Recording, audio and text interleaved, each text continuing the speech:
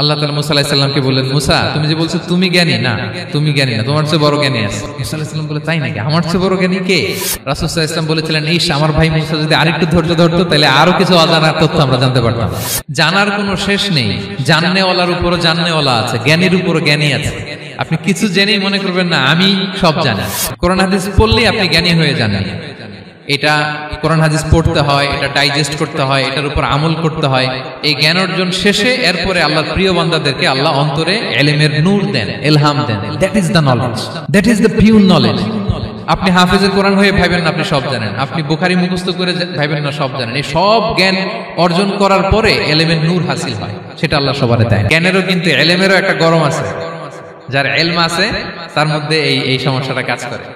সেটার জন্য আল্লাহ তাআলা মুসা আলাইহিস সালাম খিজির আলাইহিস সালামের ঘটনা বলেন। আমি খুব সংক্ষেপে বলবো, সময় কম। মুসা আলাইহিস সালাম হচ্ছে বনি ইসরাইলের নবী, আর খিজির আলাইহিস সালাম কেউ বলেছেন নবী, কেউ বলেছেন আল্লাহর ওলি। আসলে আরবিতে ওনার নাম খদির, আমরা বাংলায় বলি খিজির। খদির মানে সবুজ। উনি যে কোনো জায়গায় বসলে ওখানে মরা গাছ লতা পাতা এগুলো সবুজ হয়ে যেত। অনুর্বর এলাকার উপর দিয়ে হেঁটে গেলে ওটা উর্বর হয়ে যেত। তো মুসা আলাইহিস সালাম একবার ওয়াজ করতেছেন এইভাবে বনি ইসরাইলের সামনে, খুতবা দিচ্ছেন। হঠাৎ এক লোক দাঁড়ায় বলে, ইয়া নবী আল্লাহ মান আ'লামু ফিল আরদ, বর্তমান পৃথিবীতে সবচেয়ে জ্ঞানী কে? মুসা আলাইহিস সালাম বলেন, ফাকালা আনা, আমি। কি বললেন? উনি আসলে ভুল কিছু বলেন নাই, কারণ প্রত্যেক জামানার নবীকেই আল্লাহ তাআলা সবচেয়ে বেশি জ্ঞান দিয়ে পাঠান, কারণ তার কাছে ওহীর জ্ঞান আসে, অদৃশ্যের খবর আসে, ইলমুল গায়ব আসে। কিন্তু এই উত্তরটা আল্লাহ তাআলার পছন্দ হয় না। আল্লাহ তাআলা চাচ্ছিলেন মুসা যদি বলতো আল্লাহ তাআলাই জানে কে জ্ঞানী বা আল্লাহই সবচেয়ে জ্ঞানী, এরকম হলে ভালো হতো। কিন্তু মুসা আলাইহিস সালাম কি বলছে? আমি। এখন প্রশ্ন করলো সবচেয়ে বড় জ্ঞানী কে? উনি কি বললেন? আমি। এই যে আমি এটাতে ঝামেলা আছে। আমি বড়, আমি জানি, আমি সব। This is problematic. আল্লাহ এটা পছন্দ করলেন না। আল্লাহ তাআলা মুসা আলাইহিস সালামকে বললেন, মুসা তুমি যে বলছো তুমি জ্ঞানী, না তুমি জ্ঞানী না, তোমার চেয়ে বড় জ্ঞানী আছে। মুসা আলাইহিস সালাম বলে, তাই নাকি? আমার চেয়ে বড় জ্ঞানী কে? তো আল্লাহ তাআলা বললেন, ইযহাব ইলা মাজমাইল বাহরাইন, দুই সাগর বা দুই নদীর মিলনস্থলে যাও, ওখানে আমার এক বান্দা আছে তোমার চেয়েও জ্ঞানী। মুসা আলাইহিস সালাম বললেন, তাই নাকি? তো আল্লাহ আমি কিভাবে চিনি উনি কোথায় থাকে, কিভাবে বুঝবো? আল্লাহ বললেন, একটা বড় মাছ নাও, এটাকে ফ্রাই করো, এটাকে ফ্রাই করে একটা ঝুড়ির ভেতরে নাও, যেখানে এই মাছটা সাগরে ঢুকে যাবে ওখানে আমার বান্দাকে পাবে। তো উনি ওনার সহযোগী ইউশা ইবনে নুনকে নিয়ে হাঁটতে লাগলেন। হাঁটতে হাঁটতে এক জায়গায় ক্লান্ত হয়ে পাথরের পাশে বিশ্রাম নিলেন। ওই পাথর থেকে আবার এক ধরনের পানি বের হয়, এই পানিটারে বলে আবে হায়াতের পানি, মাউল হায়াত, জীবন নদীর পানি। এই পানি কোনো মৃত প্রাণী বা বস্তুর গায়ে লাগলে ওটা জীবিত হয়ে যায়। তো ওনারা পাথরে হেলান দিয়ে বিশ্রাম নিচ্ছিলেন। ওই পানি ওই ফ্রাই করা মাছের গায়ে লাগার সাথে সাথে মাছ জীবিত হয়ে ঝুড়ি থেকে বের হয়ে সাগরে ঢুকে গেছে। ওনারা আর খেয়াল করেন না। এরপর আবার হাঁটতে লাগলেন। হাঁটতে হাঁটতে যখন ক্লান্ত শ্রান্ত তখন বলে, এই ইউশা আমাদের ওই মাছ ফ্রাই মাছটা দাও, এখন খাই। ঝুড়ি খুলে দেখে মাছ নাই।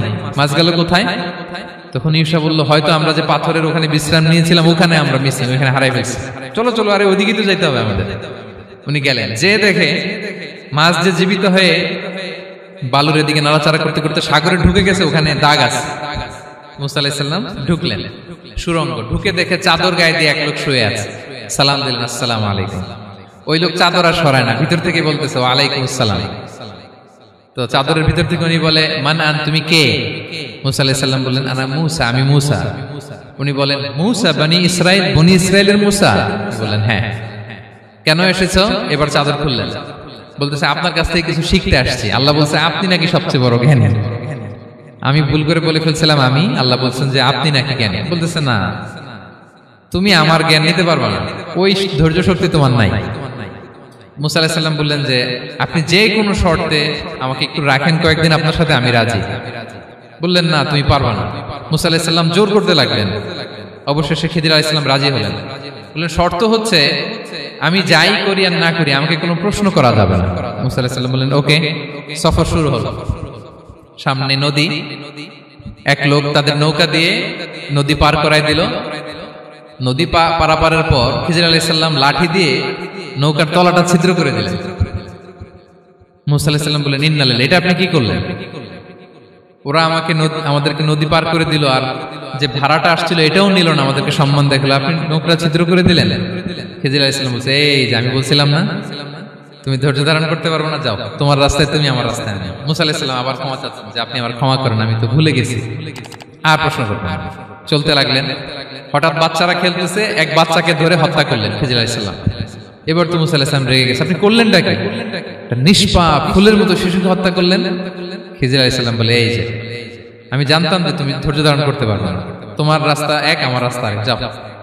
এবার মুসা আলাইহিস সালাম করজোর করতেছে যে this is the last chance, একটা ফাইনাল চান্স দেন, একটা সুযোগ দেন, আর আমি প্রশ্ন করব না, এটাই লাস্ট।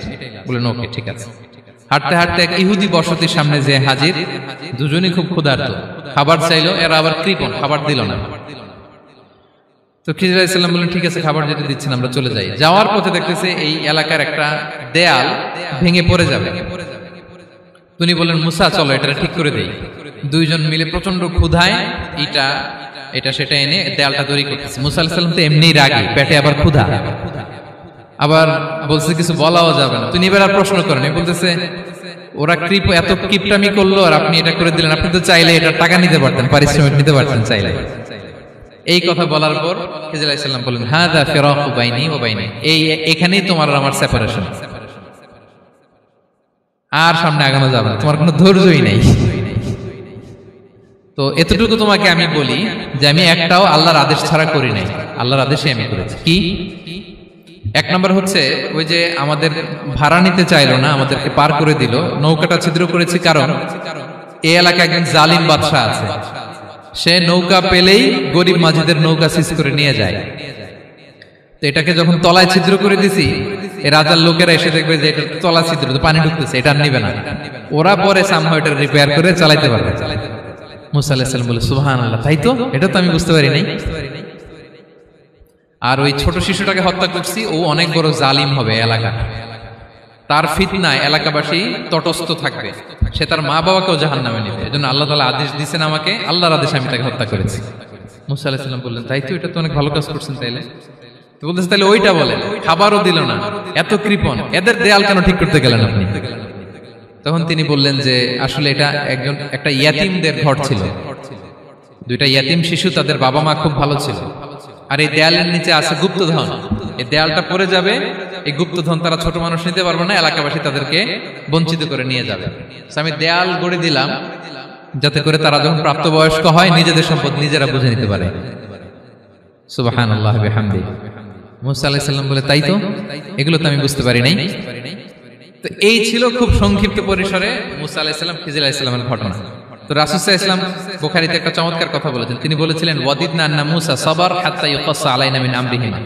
রাসূল সাল্লাল্লাহু আলাইহি ওয়াসাল্লাম বলেছিলেন ইস আমার ভাই মুসা যদি আরেকটু ধৈর্য ধরতো তাহলে আরো কিছু অজানা তথ্য আমরা জানতে পারতাম। এখান থেকে, এই ঘটনা থেকে আমরা কি শিখলাম? প্রথম যেটা আমরা শিখলাম, জ্ঞান নিয়ে বড়াই করতে নেই, ঠিক কিনা?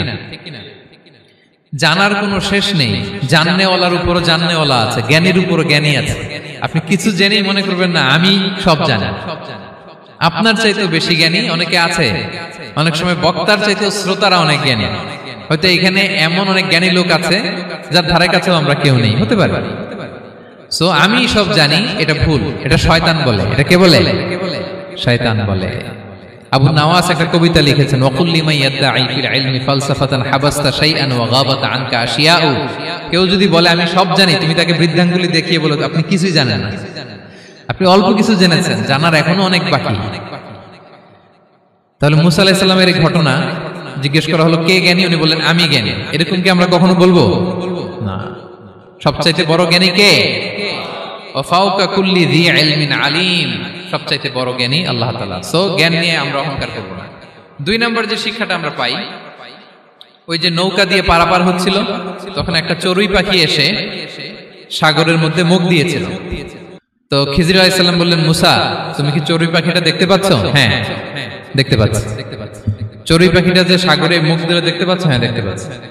তখন খিজির আলাইহিস সালাম বললেন চড়ুই পাখিটা সাগরে মুখ দিয়ে পানি খাওয়ার পরে চড়ুই পাখির ঠোঁটে বা চঞ্চুতে যতটুকু পানি লেগে আছে, এই পানিটা হচ্ছে তোমার, আমার এবং মহাবিশ্বের আমাদের সকলের জ্ঞান। আর এই মহাসাগরের সকল পানি হচ্ছে আল্লাহ তাআলার জ্ঞান। আল্লাহ তাআলা বলেছেন ওমা উতিতুম মিনাল ইলমি ইল্লা কালিলা।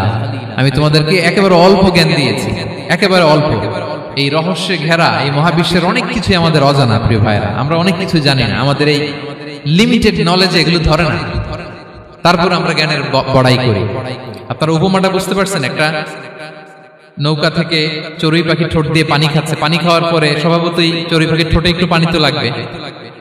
খিজির বললেন যে এই পানিটা হচ্ছে তোমার আমার পৃথিবীর সবার জ্ঞান, আর এই সাগরের বাকি পানিগুলো কার জ্ঞান?